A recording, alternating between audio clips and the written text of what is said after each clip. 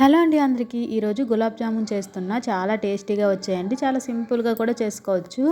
ఇక్కడ చూపిస్తున్నాను కదా, ఈ ప్యాకెట్తో అయితే చేస్తున్నాను అనమాట. ఈ ప్యాకెట్ తెచ్చి కూడా చాలా రోజులు అయిపోయింది. ఇంకా ఉగాది వస్తుంది కదా, స్వీట్ చేద్దామని చెప్పేసి గులాబ్ జామున్ అయితే చేశాను. చాలా సాఫ్ట్గా చాలా బాగా వచ్చాయండి. ఇది వచ్చేసి క్వాలిటీ వాళ్ళదనమాట ఈ గులాబ్ జాము. కానీ టేస్ట్ మాత్రం బాగుంది. నేను ఎక్కువగా ఎంటీఆర్ గులాబ్ జామ్ మిక్స్తోనే ఎక్కువగా చేసేదాన్ని. ఫస్ట్ టైం అనమాట డిఫరెంట్గా ట్రై చేశాను.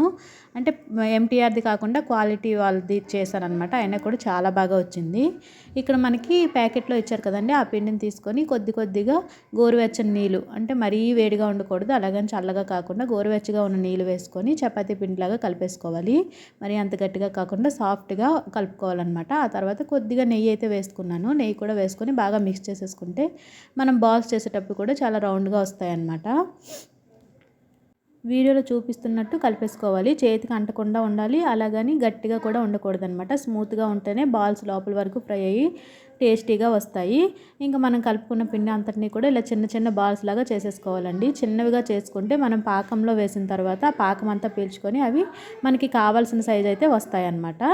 ఇలా చేసుకున్న బాల్స్ అన్నిటిని కూడా డీప్ ఫ్రై చేసుకోవాలి. ఒక కడాయిలో ఆయిల్ వేసుకొని ఆయిల్ని బాగా వేడెక్కనివ్వాలండి. బాగా ఫ్రై అయితేనే గులాబ్ జాము కలర్ అనేది పర్ఫెక్ట్గా వస్తుంది. ఆయిల్ వేడిగా లేకుండా వేసేసామనుకోండి, కలర్ సరిగా రావన్నమాట. ఆయిల్ బాగా వేడెక్కిన తర్వాత ముందుగా మనము రెడీ చేసి పెట్టుకున్న గులాబ్ జామున్ అన్నీ కూడా ఒక్కొక్కటిగా వేసేసుకొని ఫ్రై చేసేసుకోండి. వీడియోలో చూపించిన కలర్ వచ్చేంత వరకు ఫ్రై చేసుకుంటే సరిపోతుంది.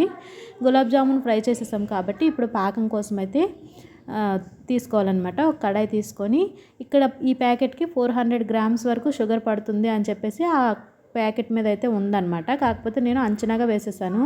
ఒక కప్పు, అలాగే కప్పుకు సగం అనమాట, 1.5 కప్ వేసుకున్నాను. వీడియోలో చూపించాను కదా, ఆ కప్తోని 1.5 కప్ అయితే వేసుకున్నాను.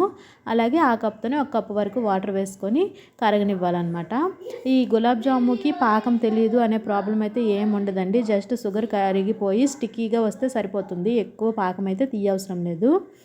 ఇంకా పాకం కూడా కరిగిపోయింది కదా, 2 యాలకులను కూడా బాగా మెత్తగా దంచేసుకొని ఆ పాకంలో వేసేసుకోవాలన్నమాట. ఫ్లేవర్ అయితే చాలా బాగుంటుంది. మీ దగ్గర యాలకుల పొడి ఉన్నా కూడా వేసేసుకోండి.